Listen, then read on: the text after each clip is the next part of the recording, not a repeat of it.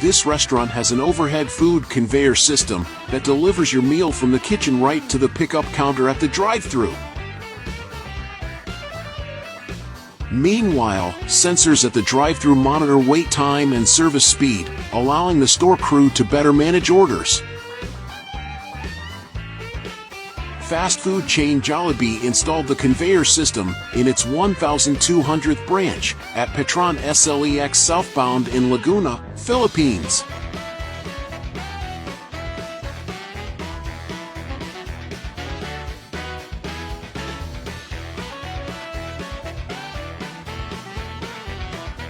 There's another conveyor system in McDonald's at Sydney Airport's T1.